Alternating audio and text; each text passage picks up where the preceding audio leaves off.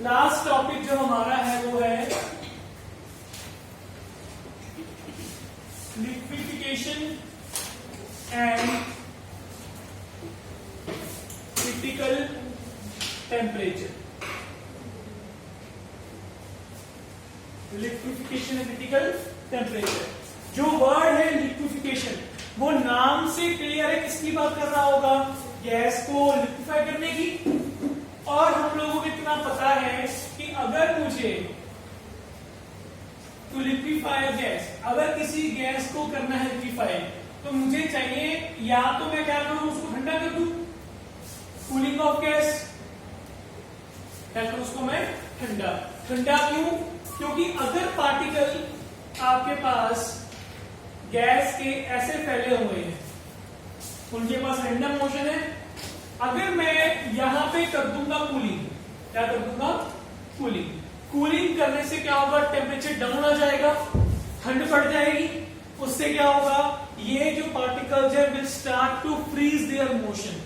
क्या होगा इनसे, फ्रीज इन मोशन, मतलब जो पार्टिकल्स की स्पीड है मूव करने की वो क्या हो जाएगी, स्लो हो जाएगी, और वो धीरे धीरे पार्टिकल्स धीरे धीरे एक रेगुलर पैटर्न में आना क्या हो जाएंगे, शुरू कर देंगे। और हमने पढ़ लिया है कि रियल गैस के अंदर क्या होती है, मेरे पास फोर्स ऑफ इंटरेक्शन होगी, तो पार्टिकल के बीच में क्या लगेगी, फोर्स ऑफ, जिस कारण से वो एक दूसरे क्या देंगे, पास आ जाएंगे। तो इस पॉइंट पे क्या हो जाएगा, इंटर पार्टिकल डिस्टेंस डिक्रीज कर जाएगा, और आपके पास जो फोर्स है कर जाएगी इंक्रीज, मतलब आपकी gas will start to form in liquid, क्योंकि लिक्विड में आपके पास रिएक्शन फोर्स क्या होती है, ज्यादा as compare to that of gas. एक तो ये तरीका है, एक तरीका आपके पास क्या है, बाय अप्लाइंग प्रेशर, कि मैं जबरदस्ती, क्या कि हम लोग जबरदस्ती, मतलब यही मेरे पास कंडीशन है कि मेरे पास पार्टिकल्स क्या है गैस के, रैंडमली पड़ेंगे, मैंने क्या किया, पिस्टन लेके ऊपर से दबाना शुरू कर दिया। क्या किया मैंने, पिस्टन लेके ऊपर से दबाना शुरू कर दिया। अब उससे क्या होगा, आपके पास वहां पे होगी कंप्रेशन, वहां से क्या होगी कंप्रेशन, दबाते दबाते आपका पिस्टन यहां तक आ गया, और पार्टिकल्स कुछ ऐसे आगे होंगे, आगे ना। अब पार्टिकल्स में तो फोर्स ऑफ अट्रैक्शन ऑलरेडी है ही है, आगे ना। अभी जब और पास आ जाएंगे तो इनमें क्या होगी, फोर्स ऑफ अट्रैक्शन क्या कर जाएगी, बढ़ जाएगी, इनके बीच में अट्रैक्शन ऑलरेडी है। गैस क्या होती है, रैंडमली और बड़े एरिया में स्प्रेड होती है, जिस कारण से अट्रैक्शन फोर्स बहुत कम एक्ट करती है। जब पास ले आओगे तो वो क्या कर जाएगी, इंक्रीज, डिस्टेंस क्या कर जाएगा वहां पे, डिक्रीज। इस कारण से आपकी gas will start to turn liquid, क्योंकि लिक्विड की डेफिनेशन क्या होती है, लिक्विड की डेफिनेशन के हिसाब से जो पार्टिकल्स हैं वो बहुत ही क्लोज होते हैं गैस के बजाय। Solid have packed, particles of solid are packed, liquid के थोड़े लूज और गैस के बहुत ही रैंडम मूवमेंट में पड़े होते हैं। तो अगर मैं किसी भी गैस पर करूंगा, लिक्विड फॉर्म में कन्वर्ट करना है, तो पार्टिकल्स को पास लेके आना है।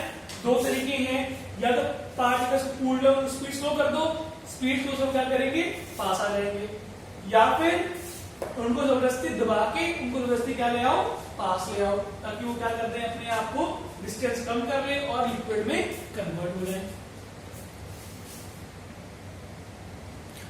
अब हमें ये पता है कि किसी भी गैस को करना है लिक्विड, दो तरीके हैं, या तो कूलिंग या बाय अप्लाइंग प्रेशर। अगर मैं कोई नॉर्मल गैसेस लूं, बड़े मॉलिक्यूल वाली, फॉर एग्जांपल मेरे पास गैस है अमोनिया, CO2, SO2 एक्सेट्रा, मेरे पास ये वाली गैसेस है, मतलब जो मल्टी एटॉमिक है, पॉली एटॉमिक गैसेस है। These can be liquefied by applying pressure only, कि सिर्फ प्रेशर को अप्लाई किया और इन गैसेस को लिक्विफाई हम कर सकते हैं, और बाय कूलिंग देम, या फिर उनको सिर्फ क्या करके कूल करके। मतलब अगर हम मुझे इन गैसेस को करना है, लिक्विफाई करना है, या तो मैं क्या कर दूं कंप्रेस, या कर दूं मैं इनको कूल, इन दोनों में से कोई भी ऑप्शन में अगर अप्लाई कर दूं। लेकिन जो मेरे पास है छोटी वाली gases, for example hydrogen, helium etcetera, ये वाली हमने कल ही पढ़ा था, इनका कंप्रेसिबिलिटी फैक्टर होता है बड़ा 1 से, मतलब they are difficult to compress, इनको कंप्रेस करना क्या है, मुश्किल है। ठीक है, मतलब इसका मतलब ये है कि only application of pressure is not sufficient, सिर्फ प्रेशर को अप्लाई करके आप इन गैस को लिक्विफाई नहीं कर सकते। We need to apply a suitable temperature, उस गैस के हिसाब से हमें एक सूटेबल टेम्परेचर की भी रिक्वायरमेंट है। मतलब इन गैसेस को अगर करना है लिक्विफाई तो हमें दोनों चाहिए, प्रेशर भी और टेम्परेचर भी। तो कंडीशन क्या आती है, हमें चाहिए क्या, हाई प्रेशर गैसेस को दबाने के लिए, एंड लो टेम्परेचर किसके लिए, पार्टिकल्स की मूवमेंट को स्लो करने के लिए। अगर टेम्परेचर हुआ हाई तो पार्टिकल्स क्या हो जाएंगे, they will tend to move fast. अगर उनकी स्पीड फास्ट होगी तो उस चक्कर में वो पार्टिकल्स कभी भी एक दूसरे के पास आना नहीं चाहेंगे, दूर भागेंगे। अगर दूर भागे तो पास तो आएंगे ही नहीं, और अगर पास नहीं है तो गैस आपकी लिक्विफाई कभी भी नहीं होगी। चाहिए क्या आपको आइडियली कि आपके पास क्या हो, हाई प्रेशर और लो टेम्परेचर। ठीक है, तो मतलब अगर आपका Z फैक्टर क्या है, 1 से बड़ा, तो उन गैसेस को क्या करना मुश्किल है, कंप्रेस करना मुश्किल है। ठीक है, तो सिर्फ कंप्रेशन से नहीं, हमें टेम्परेचर को क्या रखना पड़ेगा, लो रखना पड़ेगा। ठीक है, तो यहां से मेरे पास एक नई चीज आई क्या, the temperature at which gas, the temperature above which gas cannot be liquefied by applying high pressure। मतलब वो टेम्परेचर जिसके बाद हाई प्रेशर लगाने पर भी आपकी गैस कभी भी लिक्विफाई ना हो, is called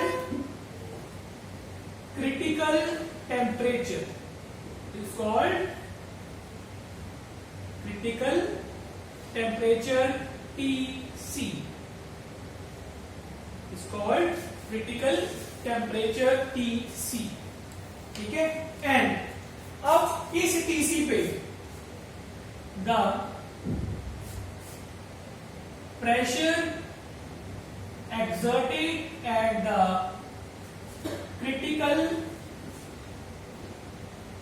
temperature is called, क्या होगा वो, क्रिटिकल प्रेशर। इस क्रिटिकल टेम्परेचर पे जो उस गैस का प्रेशर आप लगा रहे होगे, मतलब उस TC पे जो प्रेशर अप्लाई होगा वो आपका क्या होगा, क्रिटिकल प्रेशर PC, वो आपका क्या होगा, क्रिटिकल प्रेशर। अच्छा, टेम्परेचर हो गया, प्रेशर हो गया, क्या रह गया, वॉल्यूम। तो इन दोनों से क्या आ जाएगा आपके पास, the volume occupied by gas at critical pressure and critical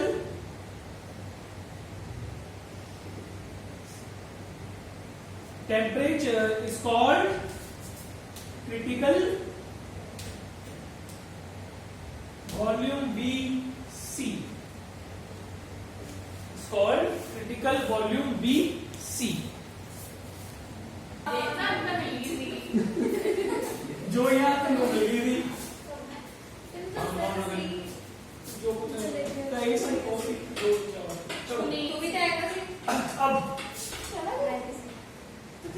in year 1861 इसमें 1808 में साइंटिस्ट था एंड्रयूज ने क्या किया? एंड्रयूज ने बनाए isotherm curves of pressure versus volume for CO2 gas. मतलब एंड्रयूज ने CO2 गैस को अलग अलग टेम्परेचर पे रखा और वहां से उसने क्या ड्रॉ किए? पीवी कर्व्स ड्रॉ किए। तो अगर मैं ग्राफ बनाऊं कि मेरे पास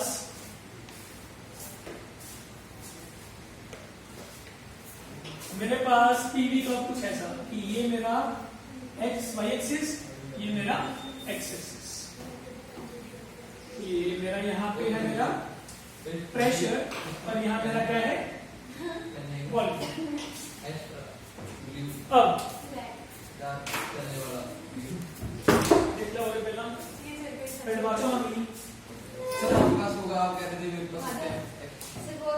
अब सबसे पहले उसने कर्व नोट किया 13.1 डिग्री सेल्सियस पे। कितने पे? 13.1 डिग्री सेल्सियस पे। अब 13.1 डिग्री सेल्सियस पे आपके पास स्टार्टिंग में तो गैस क्या होगी? वॉल्यूम उसकी बड़ी होगी। लेट करते हैं कि ये पॉइंट आपका क्या है? A। क्या है? Point A। तो एट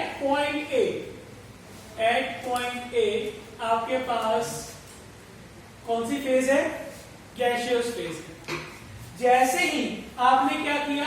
टेम्परेचर को इतना कर दिया 13.1 डिग्री सेल्सियस, आपने प्रेशर को बढ़ाना शुरू कर दिया। प्रेशर बढ़ा रहे हो, टेम्परेचर कांस्टेंट है, गैस मॉलिक्यूल्स क्या आएंगे? पास करेंगे। आपने बॉक्स लिया, बॉक्स को रख दिया 13.1 डिग्री पे, प्रेशर करना शुरू किया। क्या होगा? मॉलिक्यूल्स क्या आ जाएंगे? पास में।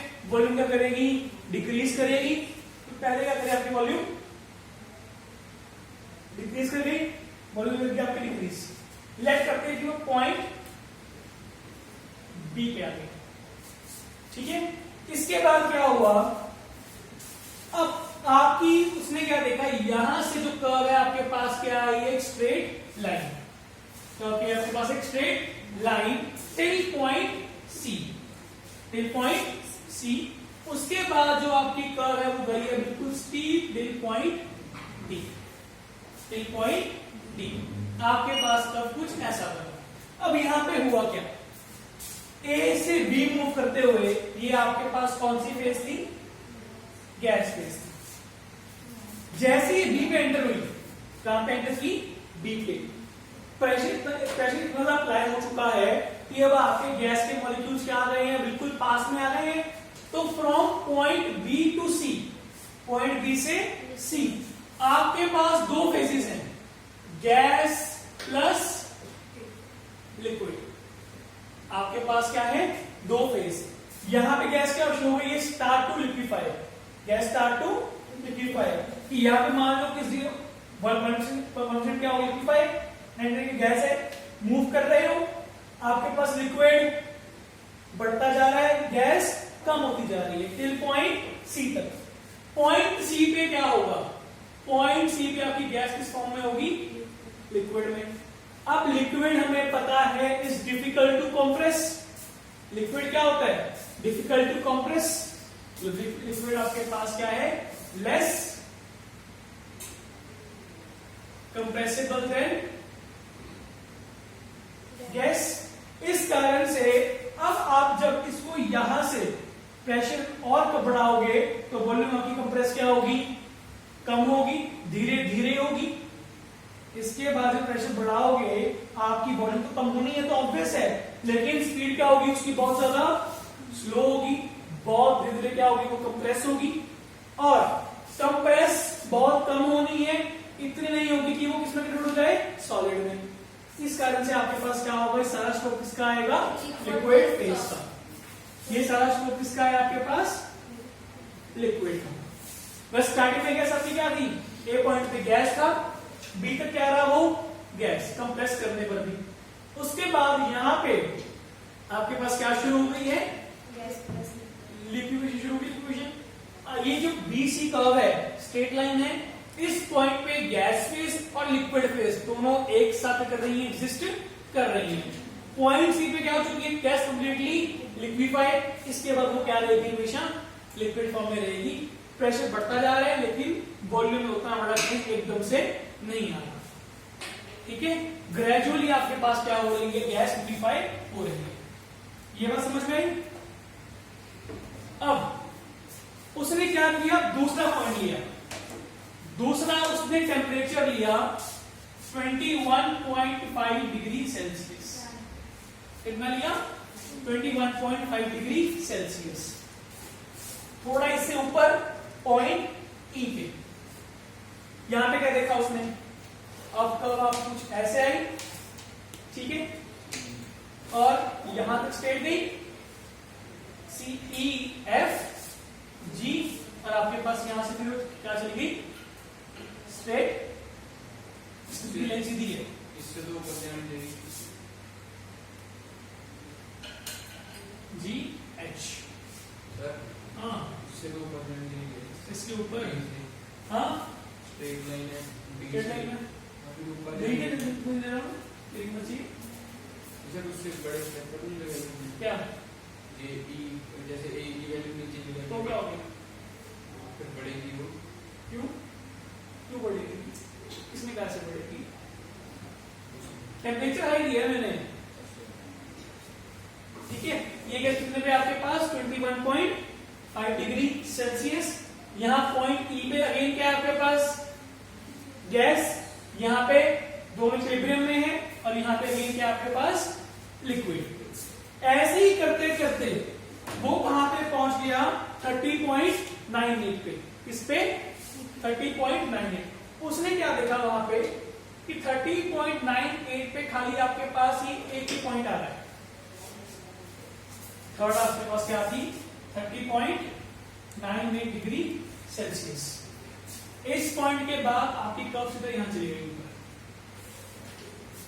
ठीक है, मतलब सिर्फ उसके बाद कोई स्ट्रेट लाइन तो आई नहीं है, सिर्फ खाली एक पॉइंट ही आया है, इसके पास कोई लाइन तो आई नहीं, खाली क्या आया, एक पॉइंट ही आया, कितने पे 30.9 डिग्री सेल्सियस, कितने पे है 21.5 डिग्री सेल्सियस, कितने पे है 13.1 डिग्री सेल्सियस।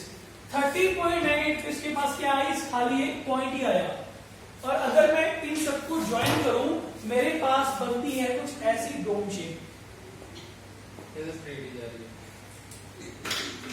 मेरे पास कुछ ऐसी कर्व बनती है, मेरे पास ऐसी कर्व बनती है।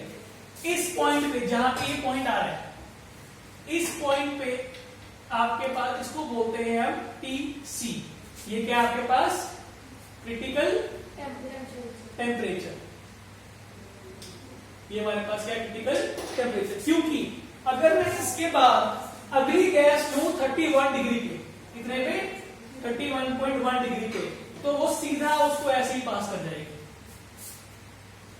31 आपके पास क्या होगी, सीधा पास कर जाएगी। मतलब इस कर्व के ऊपर आपके पास no liquid phase is form, 31.1 degree पे आपके पास कोई भी लिक्विड फेज नहीं बनी।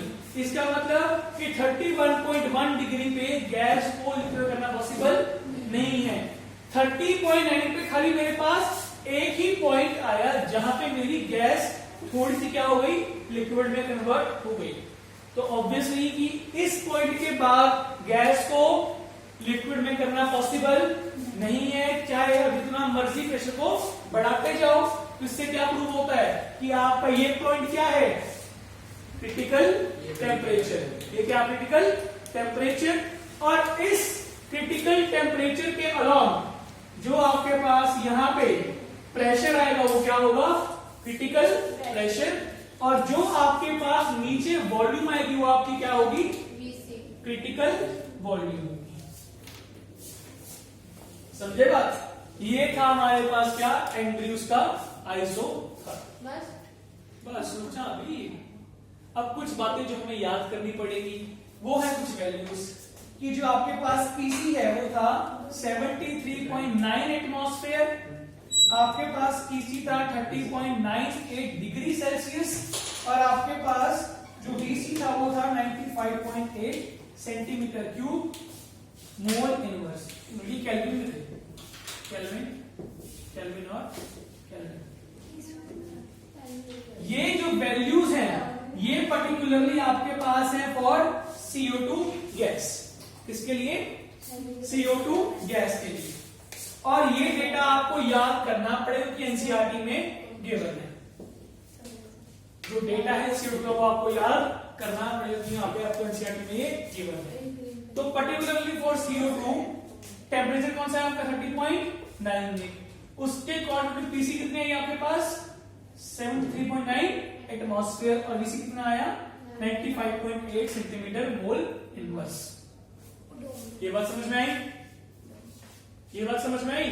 ये मेरे पास था एंड्रयूज का आइसोथर्म फॉर CO2 गैस। अब इसके अंदर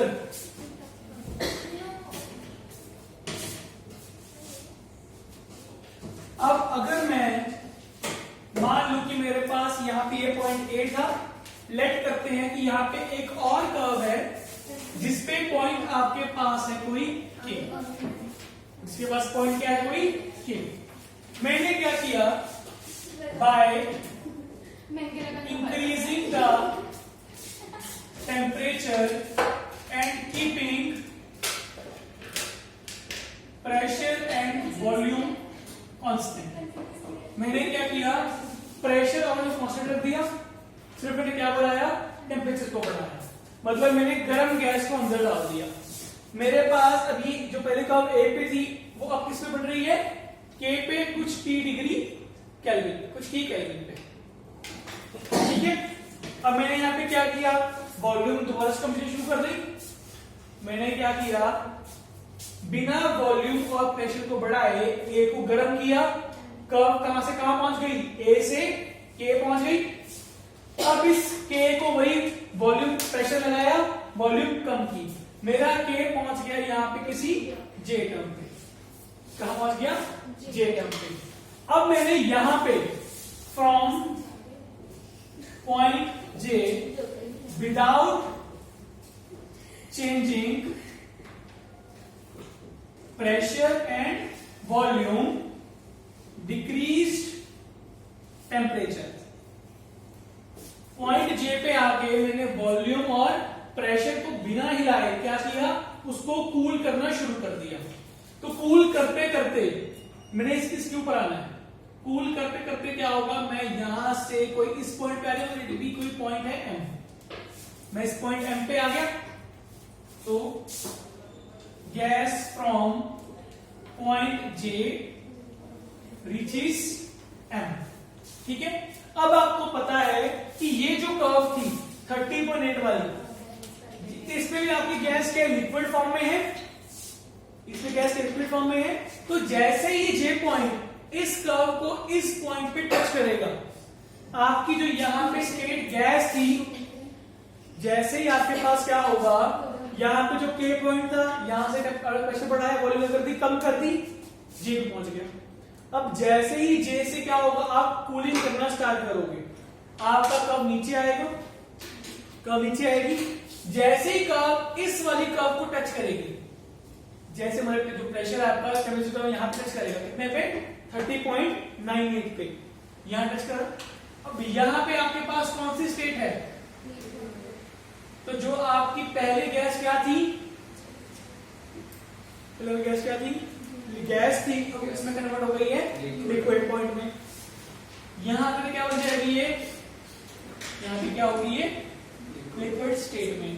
तो मतलब जो गैस स्टार्टिंग में आपके पास गर्म थी, जिसको प्रेशर और वॉल्यूम को इंक्रीज डिक्रीज करके लिक्विड में कन्वर्ट करना पॉसिबल नहीं था, उसको हम लोग एक पॉइंट पे जाके, प्रेशर के एक पॉइंट पे जाके टेम्परेचर को कम करके लिक्विफाई कर सकते हैं।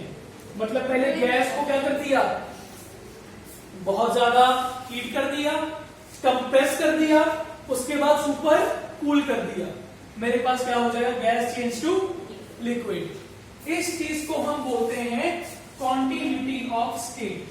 क्या बोलते हैं, कॉन्टिन्यूटी ऑफ स्टेट।